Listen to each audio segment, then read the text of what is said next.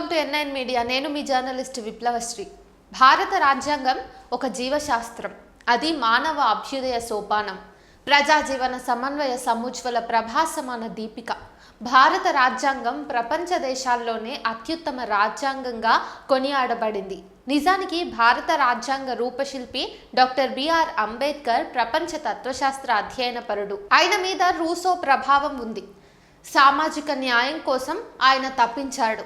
సమాజంలో మానవులందరూ సమానంగా జీవించాలనే ఆకాంక్ష అంబేద్కర్ను ఒక సామాజిక రాజకీయ దార్శనికుడిగా మార్చింది. నిజానికి భారత రాజ్యాంగ రూపకల్పన చరిత్ర ఈనాడు చర్చనీయాంశంగా ఉంది. చిన్నపిల్లల మీద కరుణ, స్త్రీల మీద అత్యున్నతమైన గౌరవం, హక్కుల పరిరక్షణకు అంబేద్కర్ కట్టుబడి ఉన్నారు. ప్రతి అధికరణంలోనూ ఆయన ముద్రను చూపించారు. అందువల్లే భారత రాజ్యాంగం మీద ప్రజలకి ఇంత నమ్మకం, ఇంత అధ్యయన దృష్టి ఉన్నాయి.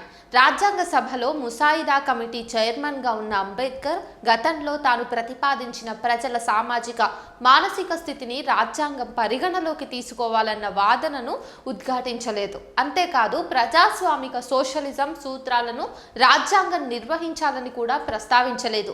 సోషలిస్టు అన్న పదాన్ని రాజ్యాంగంలోని మొదటి ఆర్టికల్లో చేర్చాలంటూ కేటీ షా ప్రతిపాదించిన సవరణను తోసిపుచ్చుతూ రాజ్యాంగం అనేది రాజ్యం ప్రభుత్వంలోని వివిధ అంగాల పనిని క్రమబద్ధీకరించేందుకు ఉద్దేశించిన యంత్రాంగం మాత్రమేనని పేర్కొన్నారు.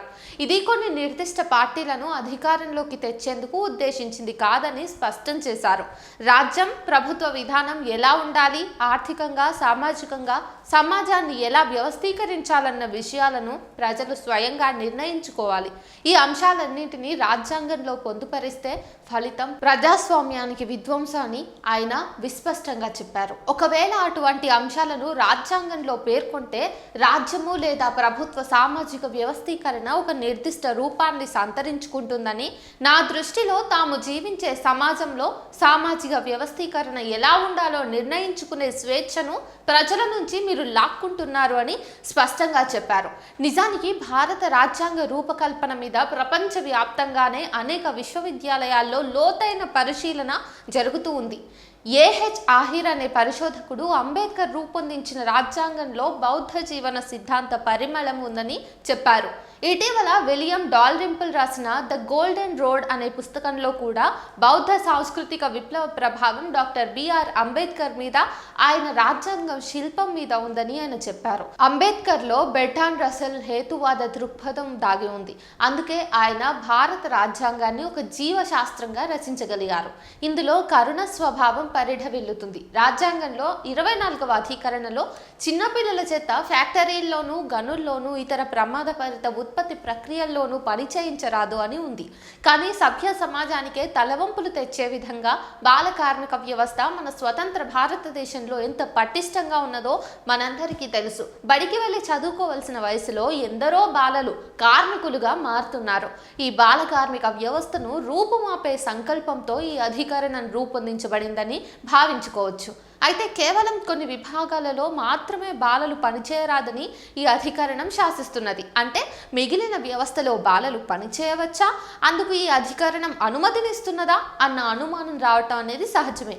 ఈ అధికరణం ఏ విధంగా ఉన్నప్పటికీ ఏ రంగంలోనూ బాల కార్మిక వ్యవస్థ ఉండరాదని పలు శాసనాలు నిర్దేశిస్తున్నాయి. బలహీనమైన కేంద్రంతో కేబినెట్ మిషన్ రూపొందించిన భారతదేశానికి 3 అంచెల సమాఖ్య రాజకీయాల ప్రణాళికపై అంబేద్కర్ సంతోషంగా లేడు. కానీ బలమైన ఐక్య కేంద్రానికి అనుకూలంగా ఉన్నాడు. దేశ విభజన తర్వాత కేబినెట్ మిషన్ ప్రణాళిక దాని స్థానాన్ని కోల్పోయింది.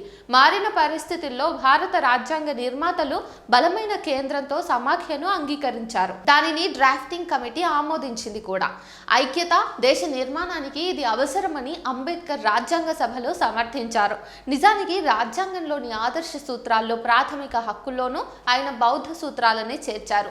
భావ ప్రకటన స్వేచ్ఛకు, వ్యక్తి స్వేచ్ఛకు, విద్యా హక్కుకు, అల్పసంఖ్యాక వర్గాల ప్రయోజనాలకు, విద్యా వ్యాప్తికి, కార్మిక వేతనాలకు, బలహీన వర్గాల అభివృద్ధికి, మత్తు పానీయాల నిషేధానికి, వ్యవసాయ పశుగణాభివృద్ధికి, పర్యావరణం, వన్యప్రాణుల సంరక్షణకు, పురాతన కట్టడముల పరిరక్షణకు, అంతర్జాతీయ శాంతి సంరక్షణకు, పేదలకు ఉచిత న్యాయ సహాయానికి, గ్రామ స్వపరిపాలన, పంచాయతీలు రక్షణకు ఆయన రాజ్యాంగ నిబంధనలు ఎంతో ప్రాధాన్యం ఇచ్చారు. ఈ సూత్రాలన్నీ మన దేశానికి రక్షణ కవచంగా ఉన్నాయి.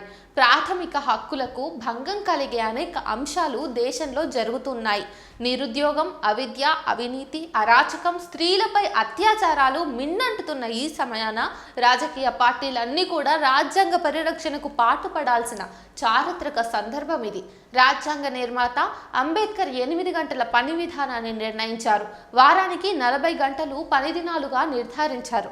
ఇది చట్టబద్ధమైన నిర్ణయం. రోజులో 8 గంటలు పని, మరో 8 గంటల విశ్రాంతి, మరో 8 గంటలు నిద్రకు కేటాయించారు. అయితే ప్రస్తుతం పెట్టుబడిదారులు, కార్పొరేట్ల అనుకూల నరేంద్ర మోడీ ప్రభుత్వం చట్టాలను మార్పు చేస్తోంది. రోజులో కనీసం 9 గంటల నుంచి 12 గంటల వరకు పని చేయాలని, వారంలో 45 గంటలు పని చేయాలని నిర్ణయించారు. అందుకు అవసరమైన కార్మిక చట్టాలను సవరించారు. కులం, ప్రాంతం, మతం వివక్ష దేశంలో చాలా ఎక్కువగా ఉంది. కులం, ప్రాంతం ఆధారంగా ఉండే కార్మికులు సమైక్యంగా ఉండరు. తరచుగా విభేదాలను ఎదుర్కొంటూ ఉంటారు. భారతదేశంలో భిన్నమైన వర్గాలకు చెందిన కార్మిక ప్రజలలో ఇప్పటికీ మతం తదితర అంశాల ఆధారంగా వివక్ష పెరుగుతోంది.